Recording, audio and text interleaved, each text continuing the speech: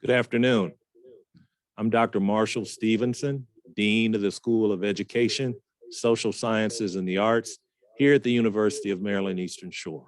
We want to welcome all of our guests from across the country. Welcome to the first of two biannual presentations sponsored by We Stand Together, a consortium of 16 universities representing more than 100,000 students whose presidents and chancellors came together after the 2020 summer of unrest to promote social justice and eradicate discrimination and racism.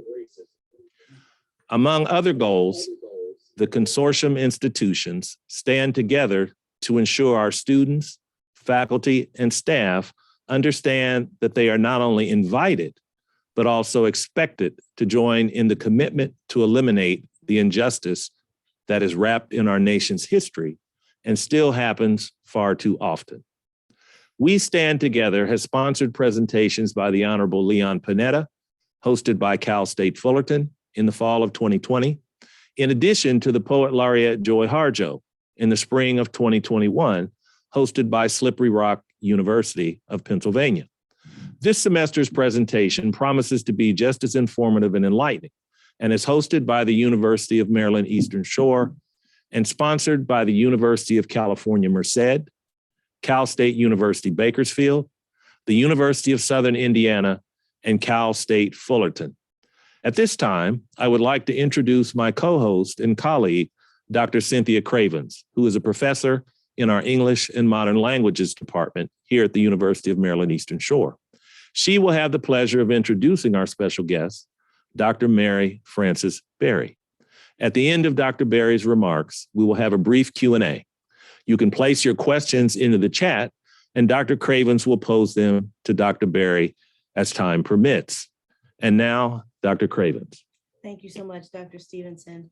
And thank you for joining us today for a very special speaker series. We are broadcasting live from the television studio here on campus at the University of Maryland Eastern Shore.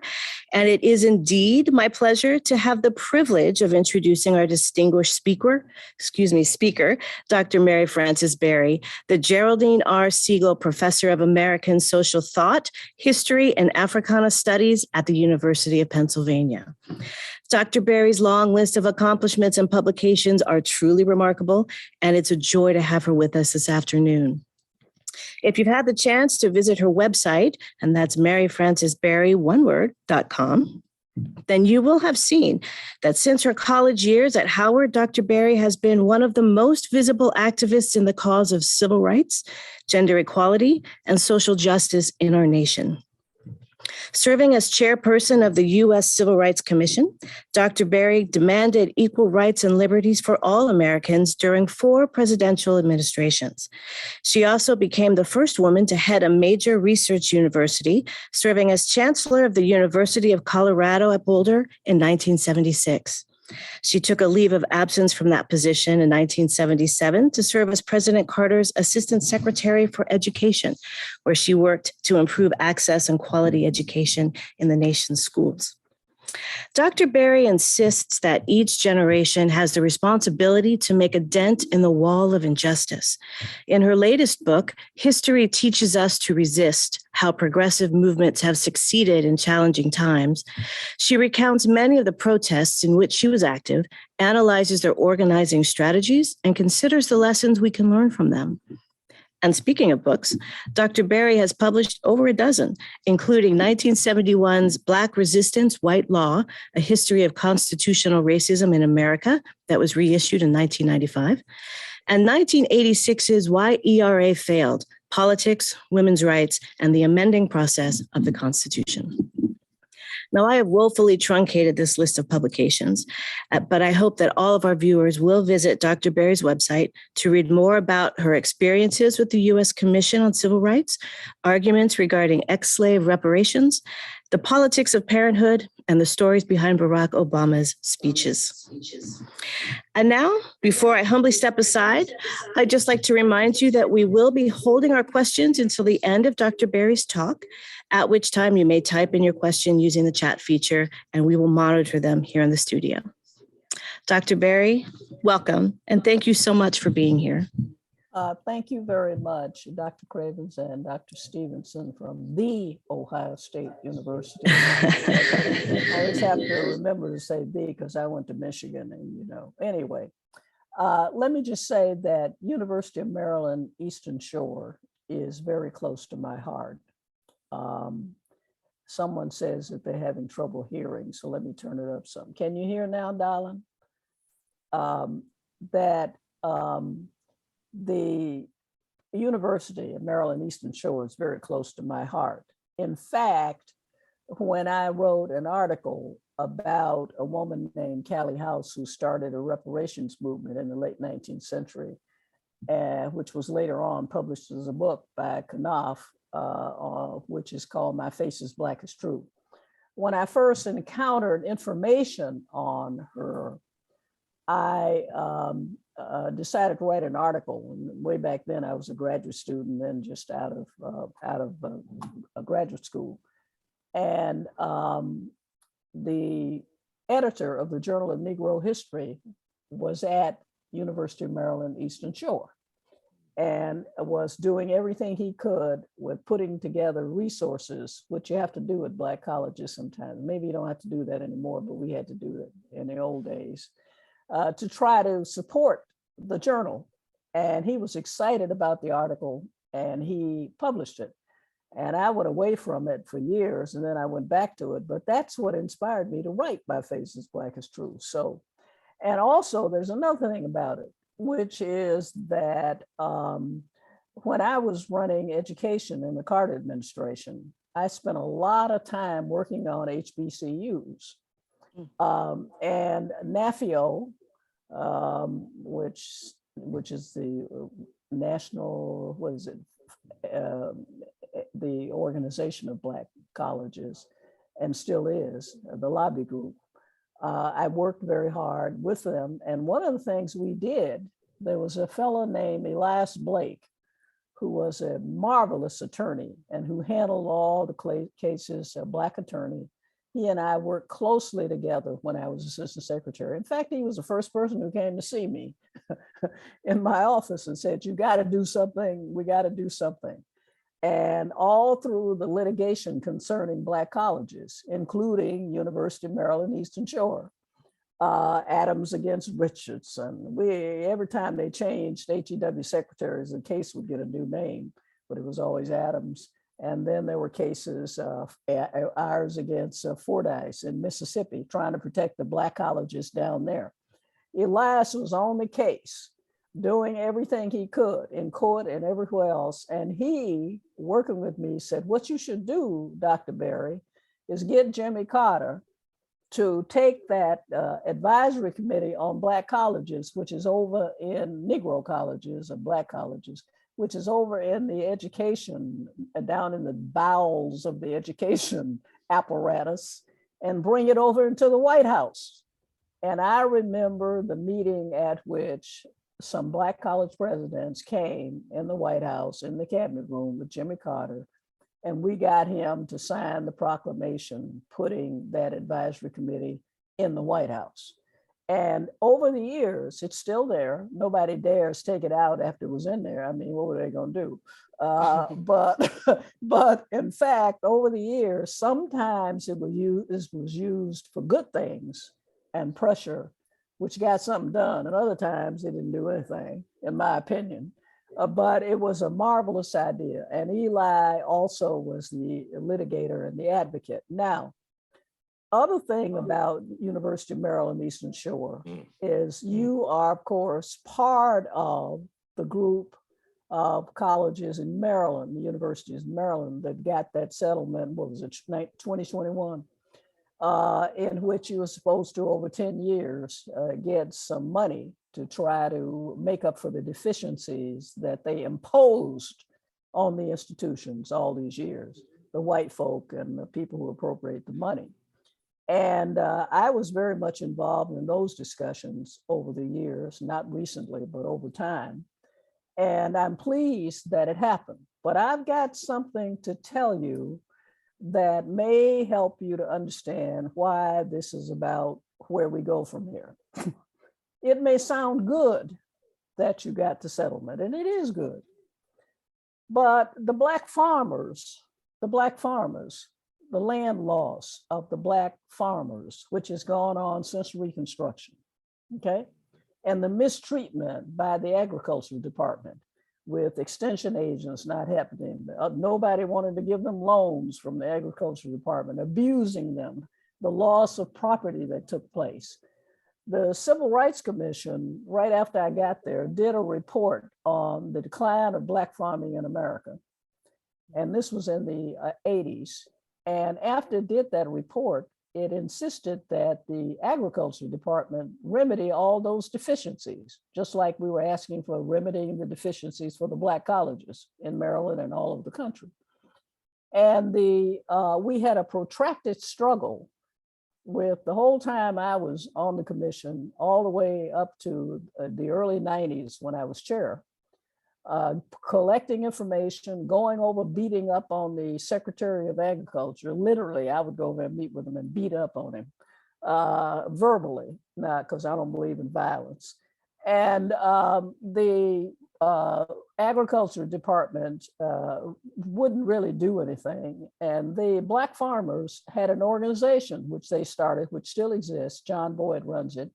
And they went to court and they got a settlement in the Pigford case. And it was finally resolved in 1999. Now you think, since you got a settlement at UMES, that means that everything is fine now, they're going to get the money and everything is great. No, they did not get the money and everything is not fine. And in fact, what happened is that a few dollars was sent out and most of the black farmers were considered ineligible by some chicanery with paperwork and different things. And then the black farmers finally, in this pandemic, from which we've all suffered, and the money was appropriated by Congress to help Americans through that. They got, through lobbying and pressure, just like you guys did on this case involving your institutions, got the Congress to appropriate some money. They're about $4 billion in the American Rescue Plan, which was supposed to go to the black farmers to make them finally whole, their descendants, because some of them died a long, long time ago. Do you say, well, now everything is fine? We know they got the money. Well, in fact, they didn't, because they are being sued by white folks who claim that that's reverse discrimination, giving something to black people. And so they are in court and they haven't gotten anything yet. Now, why am I telling you this story? I'm telling you this story because when you consider the topic of race and protests and politics and where we go from here, there is something that I hope you will keep in mind, that a lot can happen over 10 years. Politics can change, different people can get elected, various crises can come up. You might get the whole change in public attitudes. Think about what happened with the whole police reform movement after George Floyd was murdered. In fact, what we have now is backlash against anything. Think about what happened after we were all talking about mass incarceration and doing something about it, backlash. And that, in fact, what you have to think about is you have to keep your foot on the pedal and you have to keep the whatever organization you had to pressure to try to get this done, you have to keep on the case, because a confluence of factors came into existence that helped to get you toward that settlement. Change in the politics in Maryland, for example, and change in politics all around the country in these different places where HBCUs are. So I just point that out because I thought of it this morning when I was coming over here. I was about to just come and say, glory, hallelujah. Now the money will flow and you don't have to do anything except sit back, enjoy it. But that's not true. But that's because freedom, my friends, is a constant struggle. It's a constant struggle. That is as true now as it was in the beginning.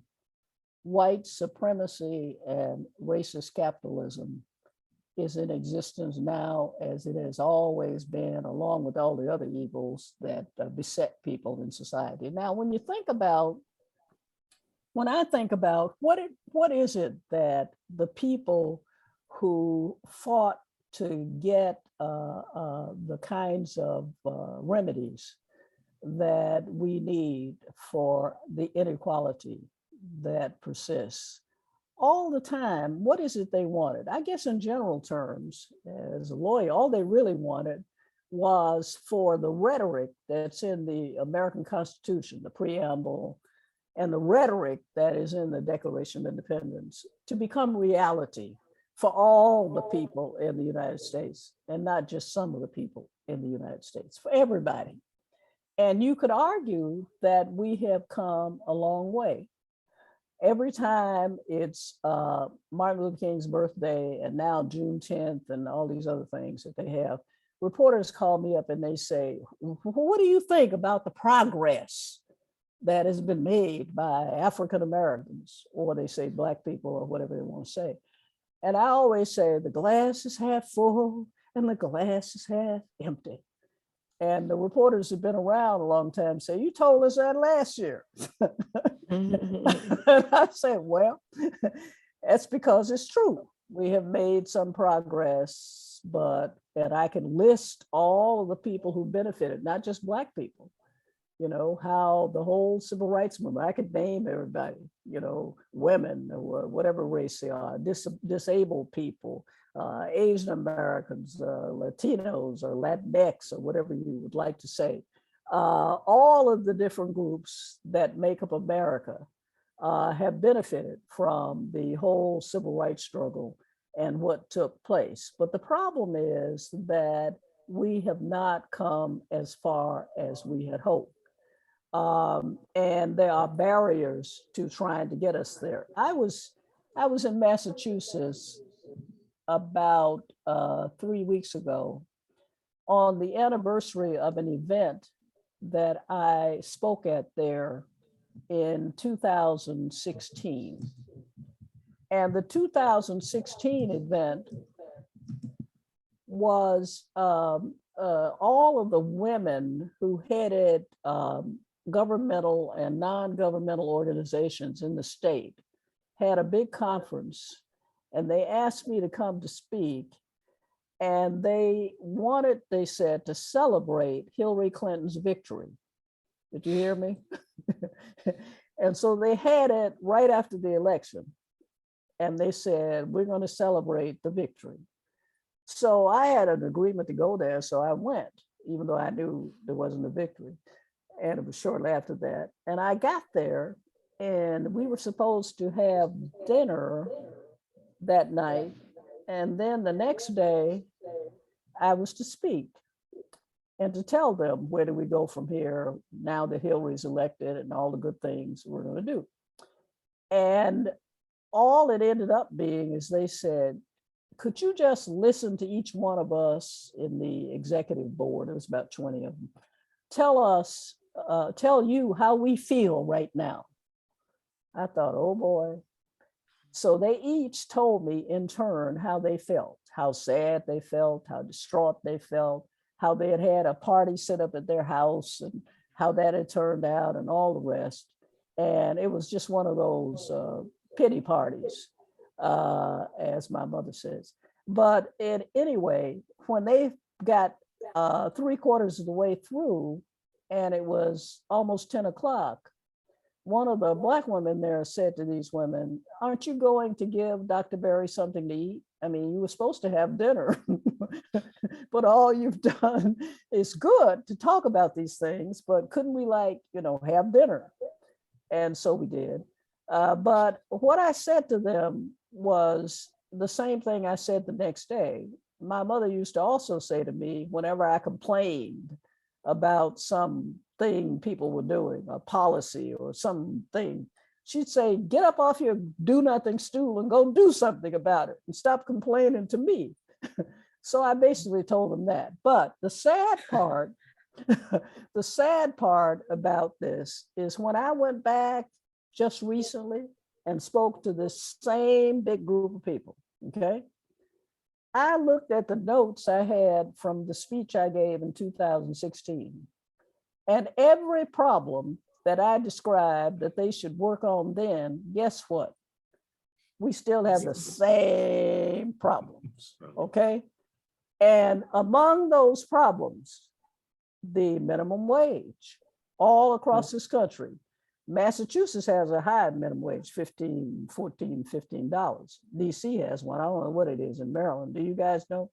Anyway, the thing is that in Louisiana, the minimum wage is $7.25. In Tennessee, where I'm from, it's $7.25. And almost 50% of Black people who are employed make less than the minimum wage. And sometimes they're paid illegally because the federal government says you're supposed to pay people this amount. Otherwise, you can go file a complaint. But some people don't even know who they're supposed to file a complaint with, okay? And large numbers are making just at the minimum wage. I talked back then about working on it. We're right still in the same place. I talked about childcare. Childcare, not just for people who are well off and who are affluent and all of that and professionals, but for poor women. The people who we now call first responders and essential workers, and all this year's Women's History Month theme was supposed to celebrate them. Many of them, of course, are Black women, they are Latino women, they are poor women who are doing this work, okay? And they do the work, and the other people who are having their children take care of complain that while they go to their professional job or go on Zoom or whatever it is they're doing, that they need more money for childcare. There should be, I said, more money for childcare, but more money to pay the childcare workers, okay? Because they are the people who need these resources.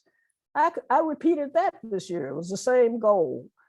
I repeated the goal about women in prison, and many of whom are increasingly Black women who are in prison, and some of them we've had people who are pregnant and who are delivering an infant, who in fact are shackled while they're in delivery. That was a problem that I talked about in 2016, and it's still a problem in prisons. No training of women who are inmates, anything to them in training them in something so that when they get out, they don't have as much of a problem with recidivism as they do. And I just went on, and everything I mentioned, it was just like student loans and how much people have student loan debt when they get out. Now we've had recently a lot of philanthropists pay off student debt for various people who have money, okay, who can do that. But that's not happening everywhere to everybody. And there are people out there who already have student debt. And so I thought about this, and I talked about this time, just as I did the last time, something that I see and about how we need to look at people. We need to see people and see them. I, for example, take the bus all the time. And people say to me, why are you riding the bus? Don't you have a car? And I say, yeah. I ride the bus because poor people ride the bus. And poor people ride the bus going to work, and they ride the bus going to buy groceries. And even now with inflation as where it is, when they get to the store to buy groceries, as a man who came to my house the other day to do some work on the roof told me, that he went to the store, young Black man, and that he was going to buy his food for his family like he usually does. And he bought all the same things, except for some they didn't have, that he usually buys. And when he got to the checkout counter and they told him what the bill was, he couldn't afford it. It was twice what he had paid before. And so he had to tell them, he said he was embarrassed. He had to tell them that he had to put that stuff back because he couldn't afford to pay for it. All right. Now, I see Black women, parents on the bus with little children, the toddlers that they've got, that they're dragging with them to get them on the bus after work. They're going shopping to get some groceries because they live in food deserts. where you can't buy anything healthy for anybody. And the kids are crying and going, I see them, okay? Not only do I see them, I try to help them off the bus, on the bus. Sometimes they're a little suspicious. Maybe they think I'm gonna steal their child or something. But most of the time it works out. I see people. We should all see people. I talk about seeing the people who are around you and trying to help them when you can. Now, on the larger issues, well, I'll tell you one more before I tell you about the larger issues. I went to a church meeting, and some people were supposed to come there to tell us about climate change. And they were they represented some bicyclist group. And they came into church and they talked about how they wanted the church members to agree that the streets near the church would not be used for parking anymore, cars, because they thought it interfered with the bicyclists, and everybody should be into the climate change agenda, which most people are, and people should be into it because it's a matter of our life and death in a way. And when they finished, they waited for everybody to applaud and say, oh, yes, let's do it, And elderly lady in the back, more elderly than me in the back, raised up her hand and she said, we had to move out of this church, which we built after slavery, and it's been here on this property with fixing it up every now and then since then. But we had to move because this neighborhood was gentrified. And so we have to drive here to come to church. So what do you want us to do with our cars? And I waited to see what they were going to say. And the young man said, well, we just think people should ride bicycles. And I thought to myself, talking about not seeing people, he's telling this woman that I said, well, maybe he'll go home and he'll think better of it and go on. Now, on the larger questions of what do you do in terms of where we go from here. About 3 weeks ago, I was talking to Jesse Jackson's wife, Jackie, a friend of mine, both of them, on her birthday. Called up on her birthday, chit-chatting with her. She's totally recovered from that whole virus where she was on a ventilator and everything else. So, and Jackie said to me, she said, do you remember when Reverend, and she meant Martin Luther King, not Jesse, when Reverend gave that speech about at Riverside Church about the Vietnam War?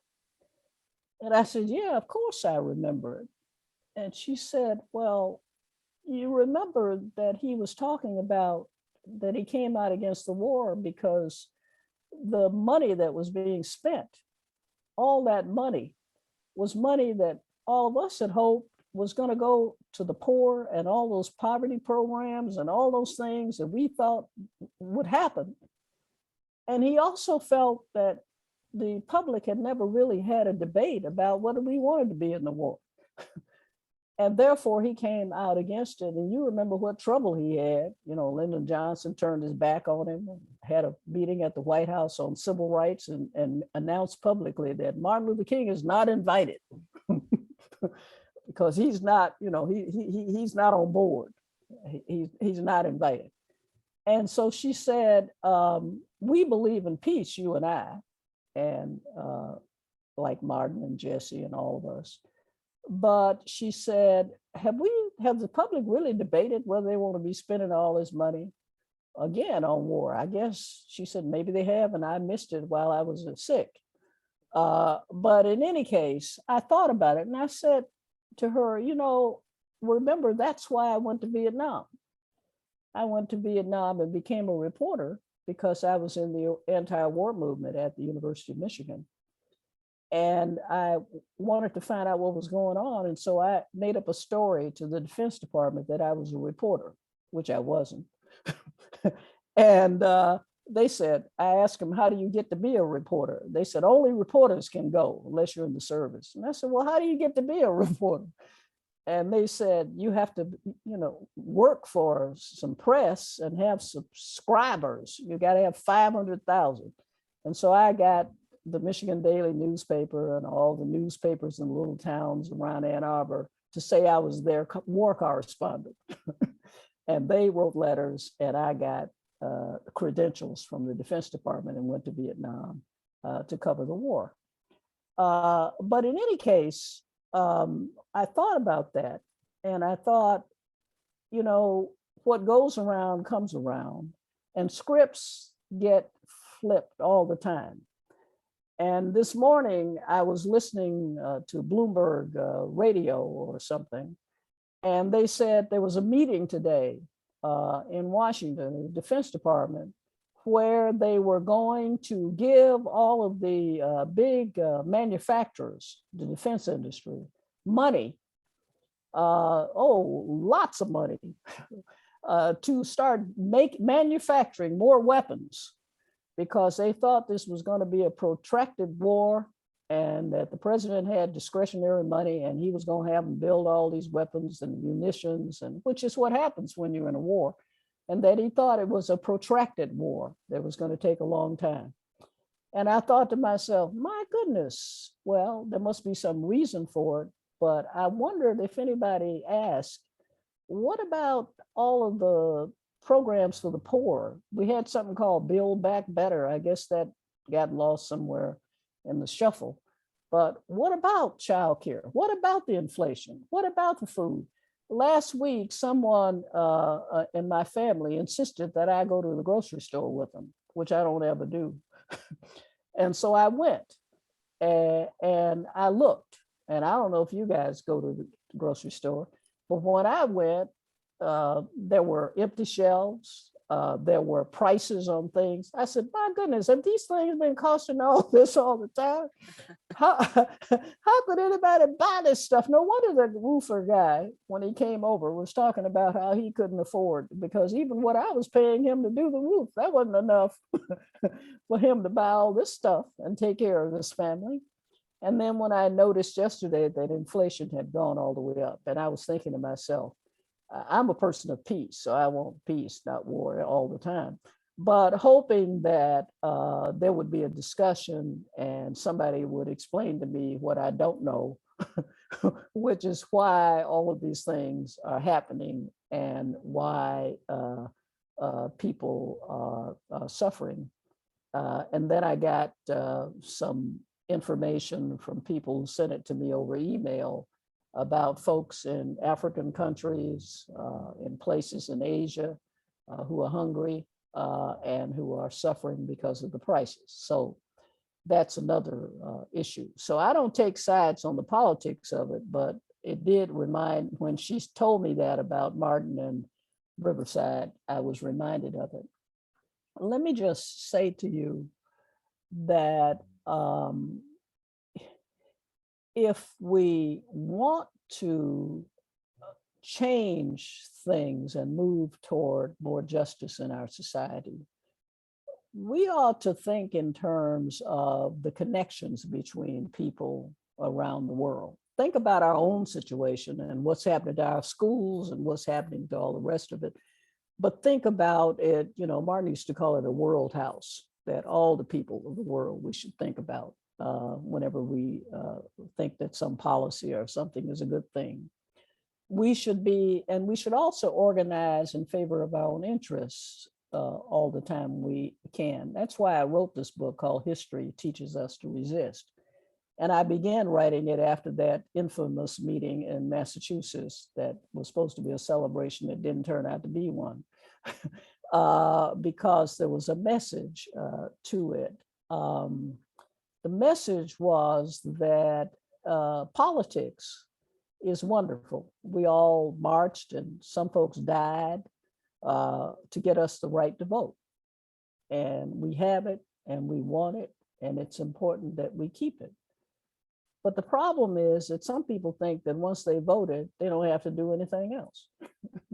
We voted, hey, you know, now we got this big voting campaign. And I know many people who are well educated, and some are friends of mine, who think that only a thing we should focus on is trying to get people to vote.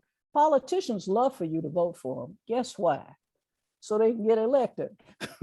And then once they get elected, guess what they think you ought to do reelect them. That's what I think you ought to do. But the point is, what do you do once that is done? So you voted. So then what? And the then what is a problem? I read a book last night that just came out, which is called, I was fascinated by the title because it said, Power Concedes Nothing Without a Demand, which of course Frederick Douglass said. And I then thought the book was going to show how you demand things like helping poor people or Black colleges or whatever it is you want to demand. And the book didn't do that. All the book did was talk about all the people who organized to get the vote out to defeat Trump and what a great job they did.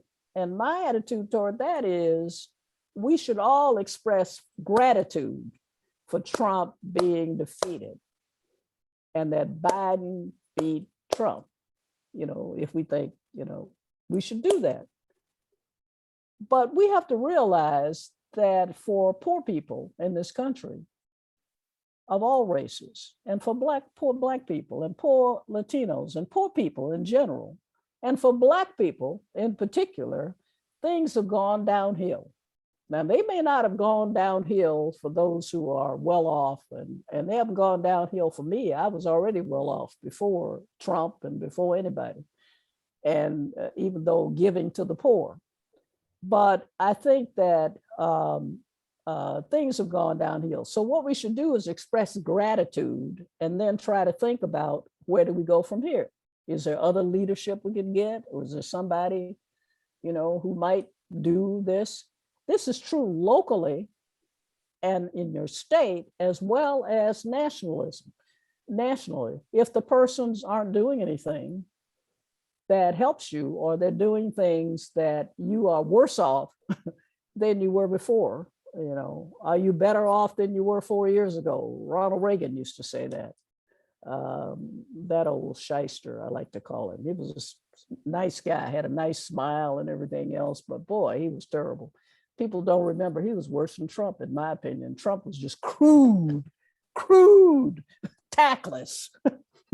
But as far as policy was concerned, you know, Reagan was, you know, he could do it. And he had the guys who worked for him, who knew how to put the best picture forward, and really good PR people.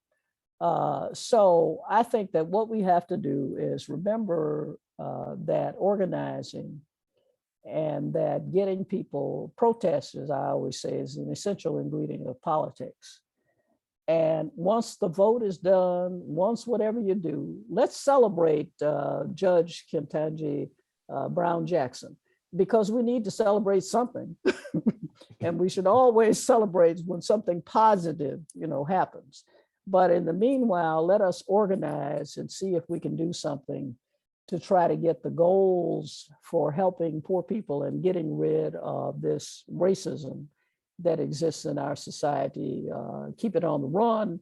And you guys make sure that you get paid, that the university gets paid this money over the next 10 years. Thank you very much. Thank you. Thank you. And we should Oh be my able to goodness, have where do we start? Well, first, I would just like to mention to you, I don't know if you can see how many have joined us online, but we have close to 100 participants, and I'm sure they are going to furiously type in the chat box questions or comments that we can then relay to you. And while they are doing that, Dr. Stevenson, do you have any comments to make?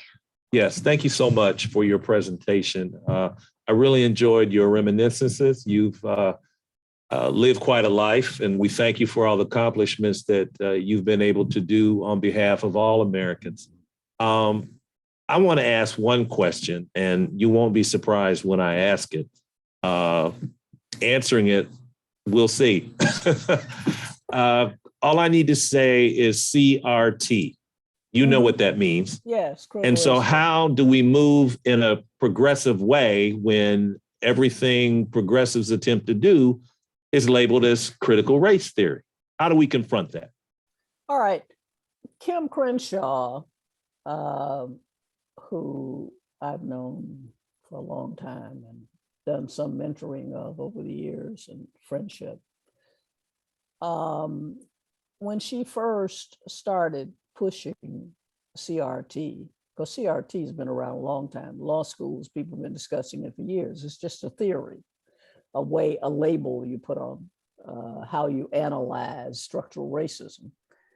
And I said to her, maybe you ought to call it banana or something, because if you call it a guy who used to run the civil aeronautics board under Carter, when he was trying to do regulation, he had a big fight with people. He said, I'll just call it banana. Then you'll shut up. Anyway, and she said, no, we need to call it what it is. And I said, you're going to get attacked, and people are going to use the label, and people don't know what CRT is, and that people will interpret it all kinds of ways. And she said, well, that no matter what we do, people are going to interpret it all kinds of ways. And so why should we not, do this? I'm not absolutely persuaded that that's the right answer, but I can see what they did. And I know that racism comes in many forms, and it just comes it ekes out, it oozes out no matter what you do. Now, the first thing we could do is to say more vigorously than we have, and use people who are adept at PR, what it is that CRT is only a label. We tried to say that, but we've said it in an intellectual kind of way, okay? And most people are not intellectuals, okay? And we can try to do that. That's the first thing.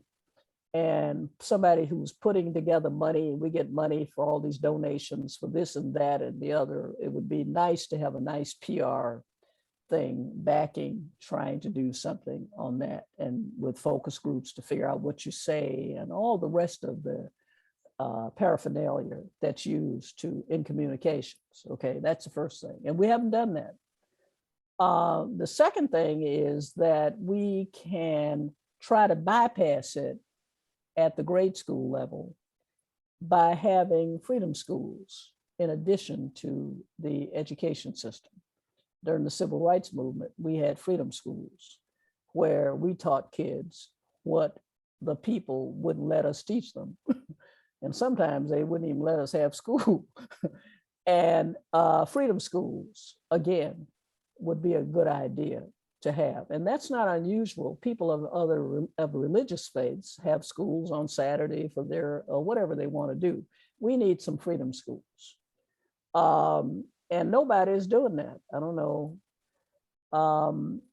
The third thing we can do is to try, well, if we just do those two things, I'd be happy if we just do those two. The other thing we ought to do, though, which is sort of a bypass of what they're doing.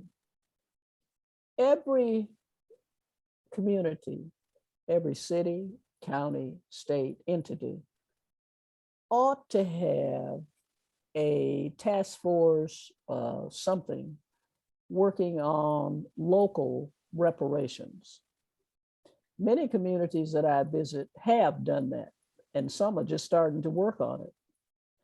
But it's not that you think you're going to get reparations. You may get them and you may not. But if you have a reparations agenda, I've noticed all the things that the community is concerned about come up during the discussions, and people come out to the discussions, and people suggest things like, when I say freedom schools, somebody else says, well, we need to have freedom schools, or what. But it is a mechanism to bring people together to talk about what the community needs. And we're not talking about getting the federal government to do anything. I doubt that the federal government is going to pass HR 40 or any of that stuff. But the community, it is a grassroots organization building mechanism for the discussion. And you can even have people there that don't believe there should be any kind of reparations. I'll talk it out. but put things on the agenda that we want to have on the agenda, and also talk about the necessity at these reparations meetings, and I've seen this happen, talk about the necessity for staying organized and doing something beyond the vote. If my people never learn that you gotta, it's because we work so hard to get the vote. And Martin Luther King, by the way, I was talking to Coretta once about this. She said that, Martin really did think that after the Montgomery bus boycott, and then we worked up until we got to the Voting Rights Act, that if we ever got a Voting Rights Act, we wouldn't have to be in the streets. And Andy Young used to always say, they want us in the suites and not in the streets. And that's what they're trying to do, shut us down.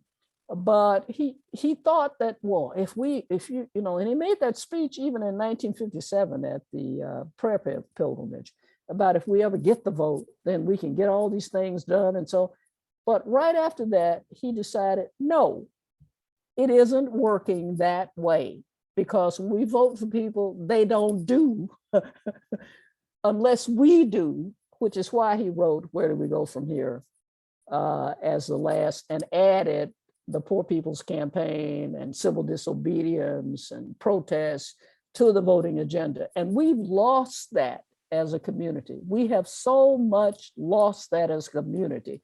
And every time I talk about it, people think I'm saying don't vote. That's BS. I vote all the time. Sometimes I vote more than once. No, I shouldn't have said that. Anyway, I was kidding. But I think that that's what I think we should do. Oh, thank you so much, Dr. Berry. We do have one question in the chat box I'd like to read to you. How do we get a divided Congress to vote on highly popular bills when the minority party seems so resistant to giving the other side a win? Well, we have a problem in the Congress with not just the Republicans, but with some Democrats. In case you guys haven't noticed, that on some of these bills, there are Democrats, and some in the House, people who were my former students. Anyway, the idea is that if I don't emphasize anything that you take away, it's that if you do not push people, and I explain that more in the book, History Teaches to Resist, as examples. If you don't push politicians and make them do something, and if you don't disrupt, politicians will do whatever the people who are given either the most money or whatever it is, contributions or whatever it is. I don't mean bribes, contributions. They will do that because that's what they do. And if you're not willing, and I know it's hard, if you're not willing to put yourself on the line and to push, then in fact, they will ignore you. And the leaders in each party will make you think, if you listen to them and you don't even use your own clear mind, that all you got to do is vote and we'll do whatever you want. They're not going to do anything that you want. There are too many people that will have different wants. And so you wouldn't have gotten this money and the settlement and all of that if all y'all did was vote and then go home and sit down. That's not what you do. So you got to push. There's the example in the book about A. Philip Randolph and the March on Washington, in which he, with Franklin Roosevelt, where Roosevelt supposedly told him, if you want me to let Blacks work in the defense industry, you got to make me do it, which is where he organized the March on Washington movement. And when Eleanor Roosevelt saw that all these people were coming to Washington, Black people on buses, and they had places to stay in people's houses in DC, and the women of the Brotherhood of Sleeping Car Porters all across the country were organizing people. He said, we don't want all those Black people, the Negroes coming to Washington. What are they? We don't want them here. How are we going to keep them from coming here?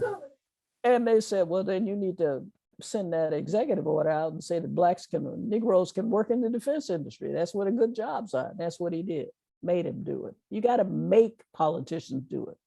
We had to make Ronald Reagan with the sanctions to end apartheid in South Africa. He vetoed the bill, and we kept on protesting and marching, and some of you out there helped.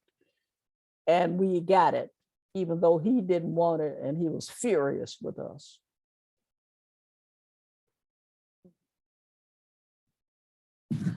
If I may ask a question, I'd like to circle back to something that you said earlier about celebrating the positive. And I'm so grateful that you spoke about that and that we are able to take a few moments of our days to celebrate what has been positive and the progress that we've made, even though we also have to look at some of the regressions that are happening as well. I'm wondering if you can just talk a little bit more about how we can look to what's happening in the immediate present, other than what we can celebrate, and try to start taking apart the kinds of frustrations and anger and negativity that a lot of people are talking about post-COVID anxiety and frustrations, and even our students seem not to be responding the way that they were pre-pandemic. And just in terms of talking about higher education specifically, we have a lot that we seem to be dealing with that's beyond education, and how we can say it's okay to celebrate the positive now and still look at what's negative and what we can change and continue to move forward. Well, I had students like everybody else who were in different situations during the pandemic. And I had some who were well off and then were positioned in places where they had plenty of room and everything else they needed to study. And some of those weren't happy because one woman said in the middle of the Zoom class that she was upset because she was staying at her grandmother's house down in Palm Beach. And it was nice and all that, but she didn't like her grandmother. I mean, why tell the class that? and I knew that in that same class, there was one woman who had no place to study and who no internet and was going out to coffee shops and trying to find. And I knew that I had a young man who I spent a lot of time with, whose mother was dying of cancer and who had to stay at home and treat her and give her infusions because all the other siblings had to work. And he was trying to do his classwork in this little 1-bedroom apartment and do all this stuff. And she's up there complaining because she don't like her grandmother. But I had them in different situations. And I had COVID myself. I got it a few months ago, even though I was boosted and vaccinated and everything else you're supposed to be. Got this latest, the Omicron or whatever it's called. I keep mispronouncing it. People say, stop calling it Omicron.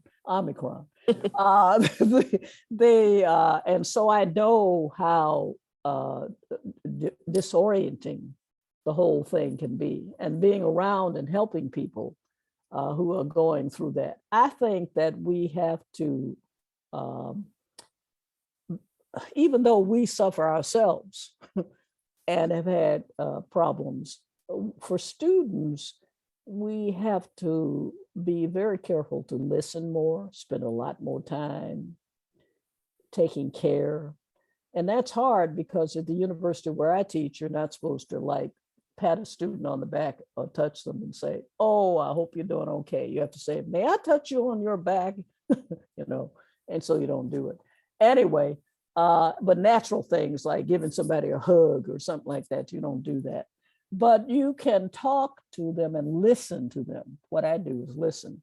And as far as their lessons are concerned and everything that they're preparing for, one has to be, I decided, a little more gentle.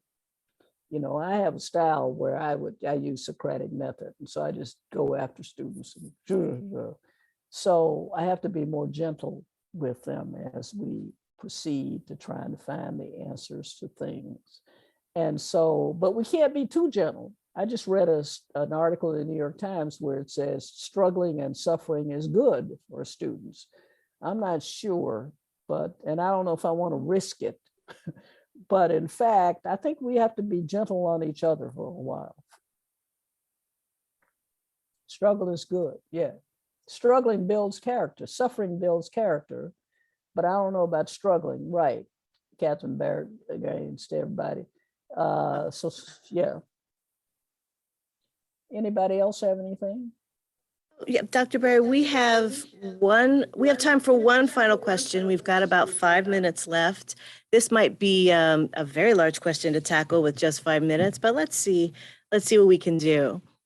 What are the latent indicators of institutional racism, and how can we address and correct them? 5 minutes. What are the indicators of institutional racism, like going on right now? Is that the question? I believe that's the question, yes. Yeah.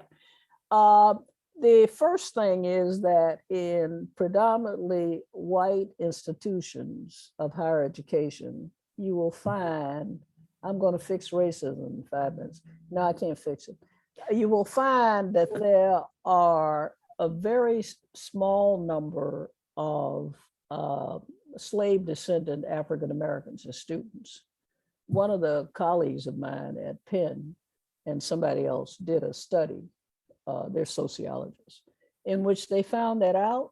And since that time, a lot of institutions have started what they call low income programs for, the class issue. And also that way they might get more, they think, slave descended African Americans in. And then when this community of scholars was analyzing why they did that, why the admissions things look like that, they found that it was because the people in the admissions office, this is institutional racism, they thought that anybody who came from some other country and who was Black had a better education than Black people in the United States. It was a thought. They didn't have any evidence.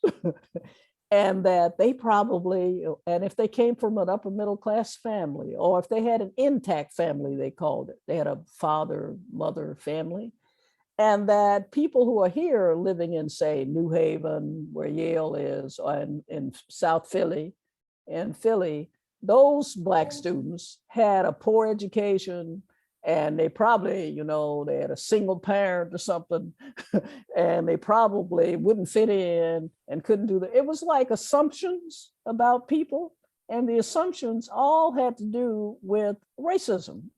I mean, that is the personification of racism.